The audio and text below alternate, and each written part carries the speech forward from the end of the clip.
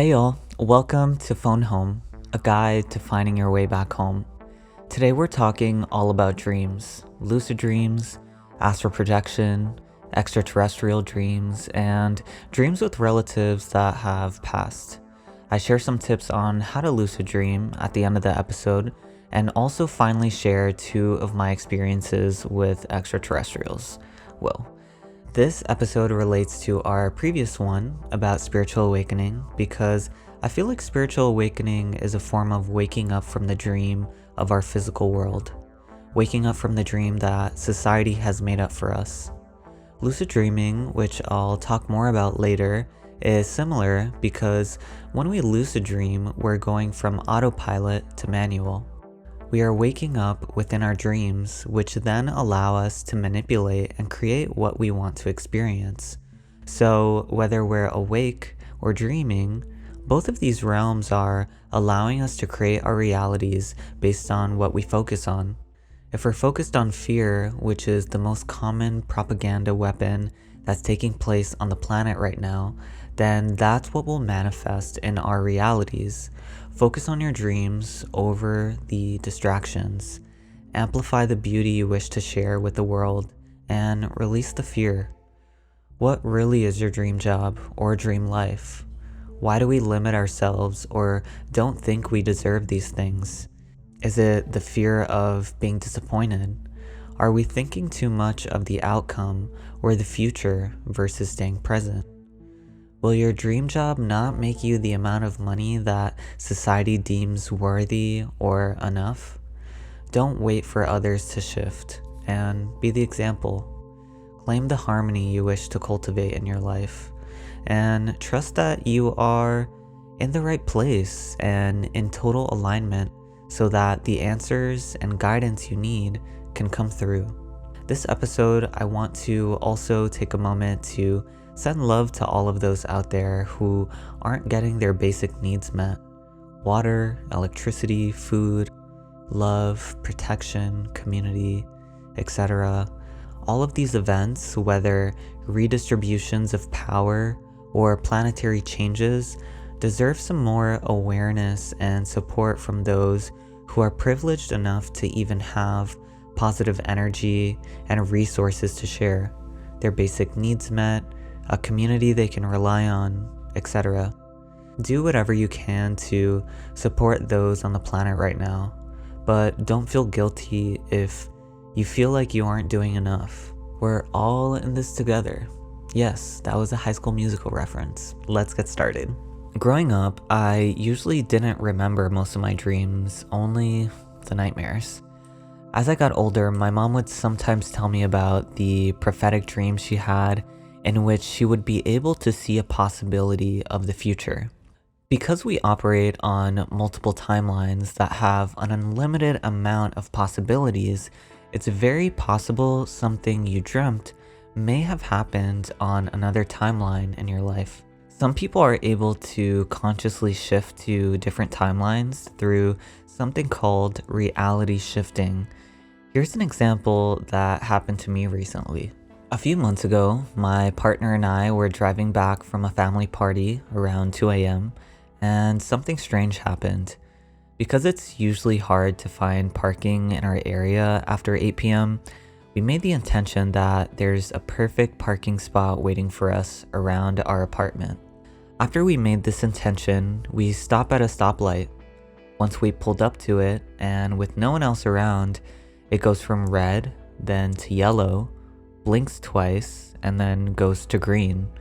We both were like, okay, that was kind of weird, but maybe the light just glitched for some reason. Once we drive up to our apartment to start looking for parking, we see an empty spot waiting for us right in front of our place. Sweet. Thanks, universe. We head inside, put our stuff away, and then I head to the kitchen. I noticed that one of the windows in our kitchen is taped up. I'm like, okay, that's weird. I remember when we first moved into this place 2 years ago, most of the windows were taped because the previous tenant said that sometimes bugs would crawl through when it rained.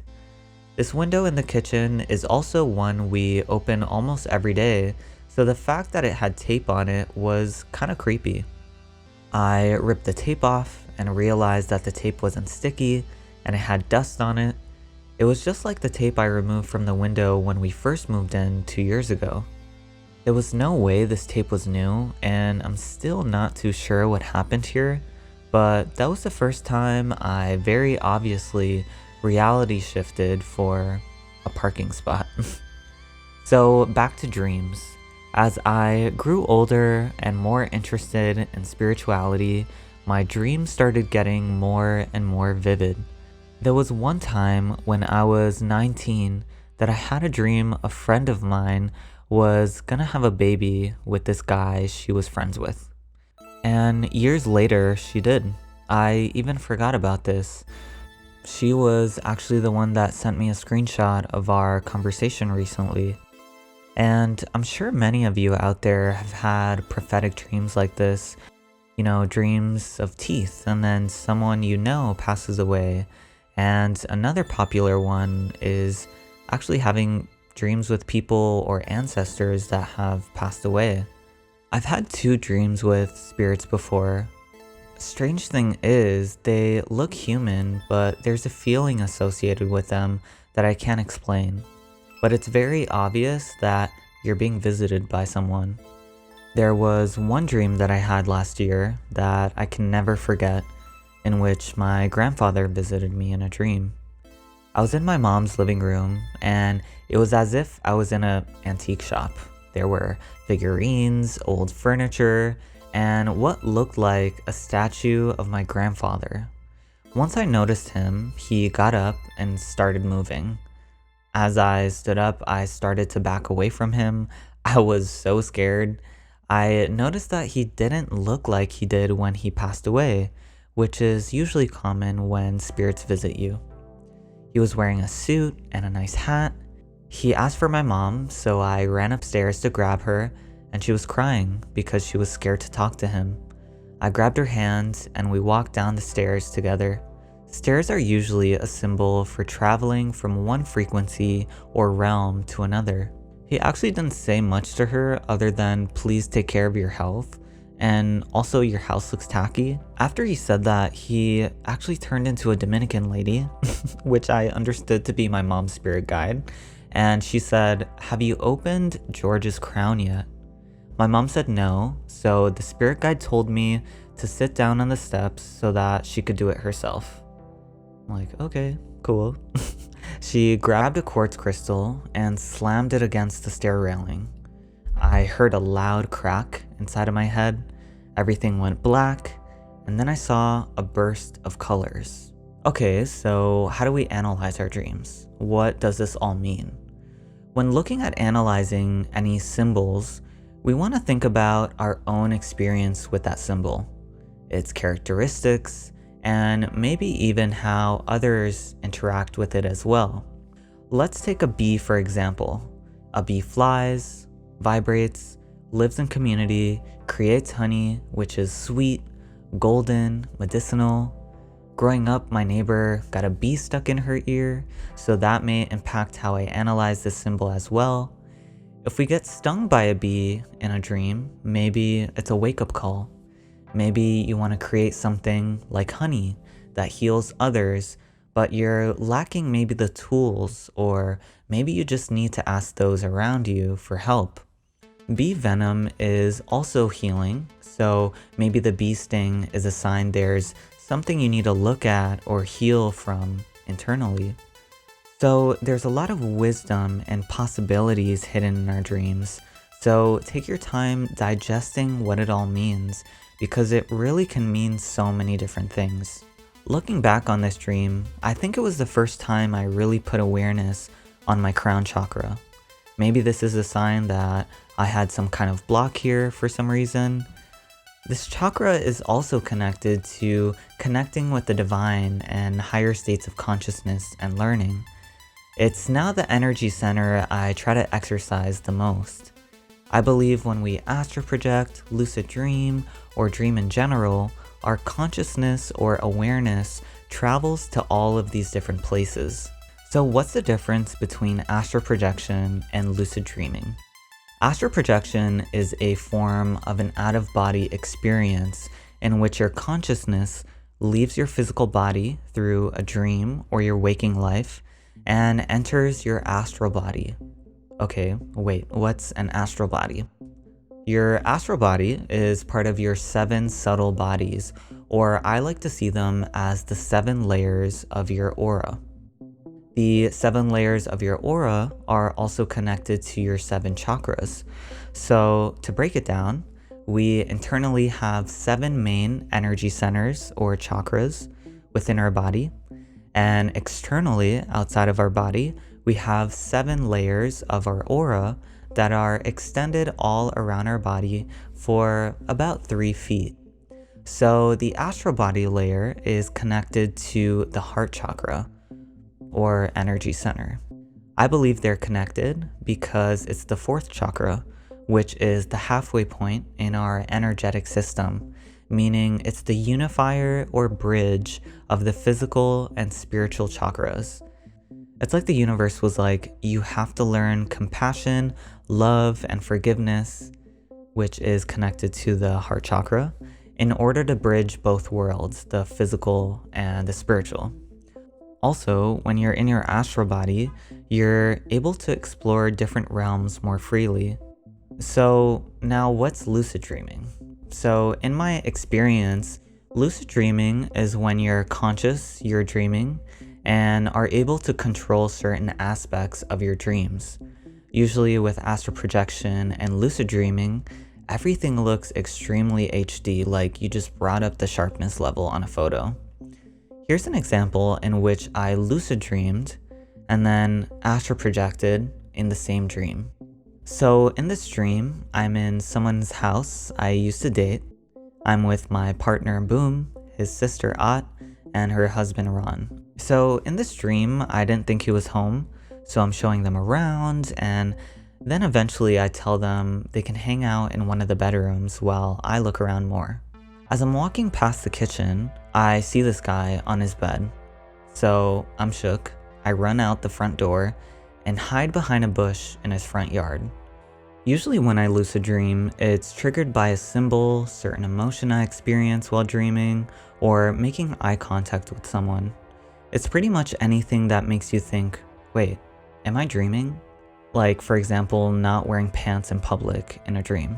So as I'm hiding behind this bush, I become lucid, probably because of my fear of getting caught. Everything looks really HD and beautiful at this point. The sun is setting and peering through some leaves on a tree branch. The wind feels soft. A neighbor or two walk by and look at me strangely. Feeling as though the simulation was looking back at me, I end up waking up. Once I fall back asleep, I enter the same house again, but now only Boom was waiting for me in that room. Ott and Ron were gone. I ended up telling Boom that I felt like we weren't supposed to be here. I remembered through a video I watched that when you astral project, you can walk through walls. So I gave him a hug and jumped through a wall with him, landing us in the front yard. I then told him to get on my back so that we could fly. I jump up, and then we come back down. I jump up again, and then we start flying. I've never had a flying dream, so I was like, whoa, this is so awesome. And I'm afraid of heights, so I end up letting Boom lead the way. He was in front of me now while holding my hand, and the wind was so soft and there were clouds all around us. I have a very vivid image of him looking back at me while we're flying through the clouds that I can really never forget. I was so glad that the first time I astral projected was with him, or the image of him. As we flew higher and higher, my fear of heights kicked in, and in no time, we were in space looking down at Earth. I remember thinking, damn, this is my first time doing this, and I'm in space. I'm like looking around, freaking out, and Boom looks at me, and he says, oh, let's keep on going higher and higher. Let's explore the higher dimensions. And I'm like, okay, girl, like, lead the way.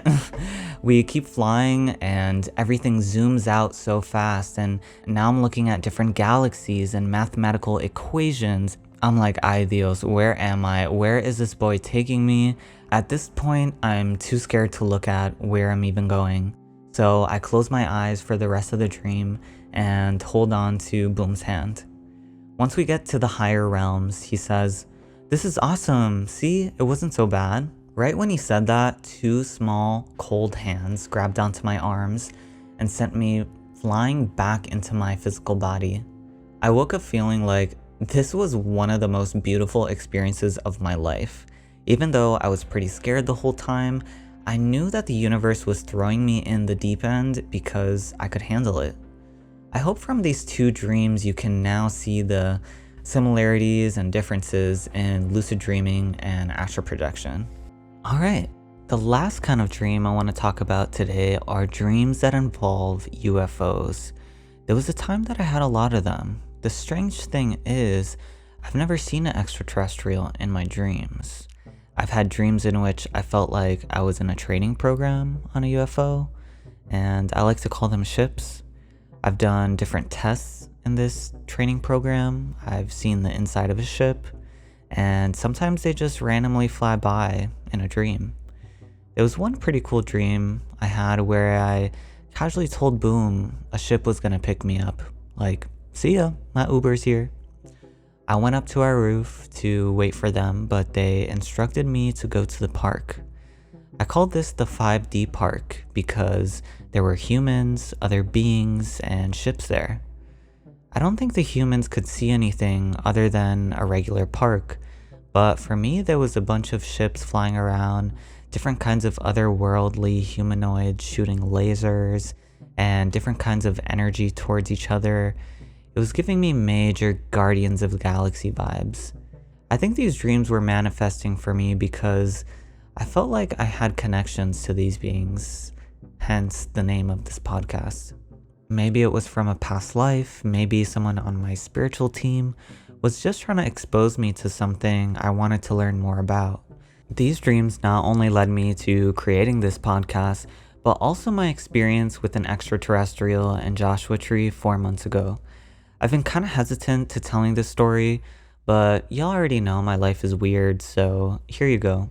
Also, disclaimer, before going to Joshua Tree, I had no idea who even Joshua was, and I didn't even know Joshua Tree had a history of UFO and ET sightings. April 2021, it's my first time in California, so I decided I wanted to explore as much of it as possible. Boom and I started in Mount Shasta, then drove to San Francisco, Santa Barbara, Joshua Tree, and ended in LA. Overall, such a magical trip full of synchronicities. While driving into Joshua Tree, we stopped by a crystal shop called Rainbow Stew. Here, I not only found some great crystals, but these spiritual art pieces called frequency generators. These frequency generators were channeled by the artists from higher realms, or beings, and each art piece had a different use. It was pretty much half art piece and half spiritual tool. I ended up getting 2 generators. One was called Keycard, instructions to enable access to the Akashic Records, and the other one was Activation for Eternal Youth, restores frequencies or regeneration for the energetic body. So one pretty much was for accessing higher realms, and the other one was more for healing work. On our way to our Airbnb, I thought, dang, I kind of want to try these out tonight. So once we got to our Airbnb, we made dinner and ended up going outside to look at the stars. While looking up, I thought, wow, all of these stars, there must be a UFO up there somewhere. Not thinking much about the intention I just put out to the universe, I started getting a strong urge to Palo Santo the place. While clearing the space, I started getting words downloaded to me. It was kind of as if my guides wanted me to clear and protect this space in a certain way. After dinner, Boom and I put both of the generators on the dresser in our room. And while they were facing us, I started sending Reiki to both of us, starting with our heads and going all the way down to our toes over and over again. These things didn't come with instructions, so I'm like, well, this is the only way that I am thinking that I can activate them. After a few minutes of channeling energy through my body and out of my hands, I started feeling like our auras became electric. It was like being close to maybe an electric fence. In our physical bodies, it didn't feel painful or unsafe. I just felt like I could really feel some kind of electricity coming off of our auras for some reason. Shortly after this, I heard a Darth Vader-like voice outside of our Airbnb. It sounded like someone was breathing through a tube like very weird. It was just so strange. So Boom and I look at each other and we're both like frozen with fear. Neither of us have ever even seen a ghost, let alone come in contact with an ET. And I just felt like my body quickly went into flight or fight mode. I felt like my hearing was more sensitive. I felt like I could feel a presence watching us. Nothing about this felt human. It felt like this being's energy was surrounding our place, and the energy it was giving off felt very otherworldly. I felt like the space police was outside of our door, to be honest. Like, y'all channeling too much energy in here. What y'all doing? Shortly after, the sound stopped and the being left. But later around 1 a.m., we started hearing a loud banging noise, as if something was being picked up and dropped. We were in the middle of the desert, so I don't think anyone would be doing construction at 1 a.m.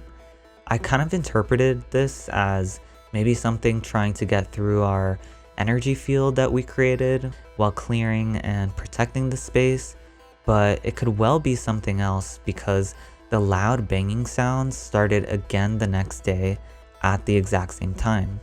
I mentioned this in a past episode, but on our drive out of Joshua Tree, I think I maybe saw a ship, plane, blimp, something following our car slightly above the mountains across from us. It honestly could have been anything. A month after getting back from Joshua Tree, I started looking into these generators I bought and eventually booked an intuitive reading with the artist. During our session, I told her about my experience with using her generators in Joshua Tree and asked her, do you know what kind of being this was? Was this a positive or negative being? She said, I don't know what kind of being this was, but it wasn't a being of light. If it was a being of light, you wouldn't have felt intense fear or that you were in danger. I told Boom this and he was like, see, I told you. I honestly wasn't sure about the experience. I wasn't sure if it was positive or a negative thing. This has never happened to us before. The following month, I ended up seeing my first physical ET or some kind of being in general. One night, Boom and I were holding hands while dozing off, and I had the random thought to send Reiki to his hand. Eventually, I fell asleep, and in the middle of the night, I woke up and standing in our room by our window was a short 4-foot being. It was skinny and had an interesting shaped head.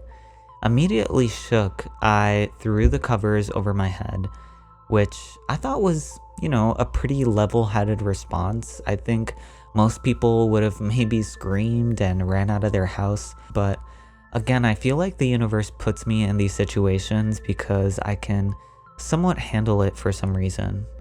I eventually looked around my room and it was gone. The similarity with this experience and my Joshua Tree experience was that both of these occurrences happened when Boom and I did energy work. The difference here is that I didn't feel scared when I saw this being in my room. I was just caught off guard. Like, the first thing I saw when I opened my eyes was this little being with a pointy head. I read that many people also have similar experiences while in a hypnagogic state, so it could well be in our minds or a way to see through different veils of our world. So, to end this episode, I want to give y'all some tips that I've learned about dreaming through my own experiences, but also there's a lot of great tips and exercises in the book called Lucid Dreaming by Claire R. Johnson, who's a doctor who studied lucid dreaming for most of her life. First, some things you can try before going to sleep to induce a lucid dream are going to bed hungry, setting an alarm for 3 a.m., or drinking a lot of water before going to bed, wearing an eye mask, and sleeping in a different room or environment. You can also tell yourself or the universe that whenever there's a certain object on your nightstand, it means you want a lucid dream. Or maybe, whenever I use this certain pillowcase, I want a lucid dream, etc. Once you're dreaming, to trigger a lucid dream, you can try looking around. Do you notice anything that seems off?